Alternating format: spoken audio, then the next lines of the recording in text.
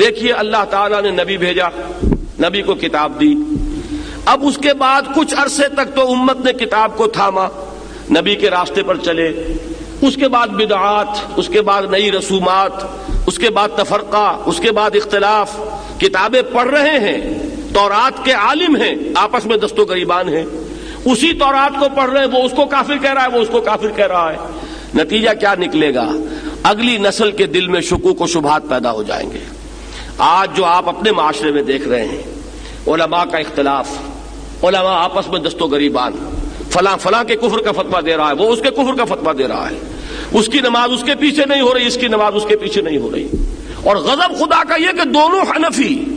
بریلوی بھی حنفی اور دیوبندی بھی حنفی، لیکن حنفی کے مابین اس طرح کا بیر، اس طرح کی دشمنی۔ لیکن یہ کہ دوسروں پر جو اثر ہوگا سو ہوگا، پہلا نقد اثر جو ہوتا ہے خود اپنی نوجوان نسل پر ہوتا ہے، وہ دین سے برگشتہ ہو جاتی ہے۔ دین میں اگر کچھ ہوتا تو ان کا رویہ یہ ہوتا، دین میں اگر کوئی خوبی ہوتی تو ان کا طرز عمل یہ ہوتا۔ یہ لوگ اپنی اپنی مسندوں کو سنبھال کر بیٹھے ہوئے ہیں، اس کے سوا انہیں دین سے کوئی غرض نہیں، کوئی دلچسپی نہیں۔ یہ ہے وہ نتیجہ کہ جو پیدا ہوتا ہے سب سے خطرناک، کہ نئی نسل، آنے والی نسل وہ دین سے برگشتہ ہو جاتی ہے۔ وَإِنَّ الَّذِينَ أُورِثُوا الْكِتَابَ مِن بَعْدِهِمْ، اور وہ لوگ کہ جو ان کے بعد کتاب کے وارث بنائے گئے، لفی شک منہ مریب، وہ اس کتاب ہی کے بارے میں شک و شبہ میں مبتلا ہو گئے۔ اگر اس قرآن میں خیر تھا تو یہ کیا ہو رہا ہے جو ظاہر ہو رہا ہے؟ ہم نے تو قرآن نہیں پڑھا۔ دیکھیے میں بات وہ کر رہا ہوں جو صحیح بات آپ کے معاشرے میں ہے،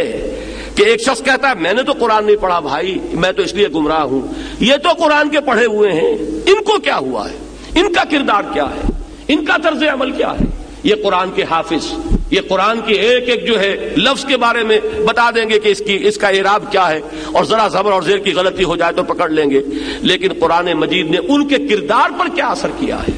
ان کو جو آپس میں پھاڑا ہوا ہے، تو اس کے جو اصل جو بد اعتمادی پیدا ہوتی ہے خود اس قرآن کی طرف سے ہوتی ہے۔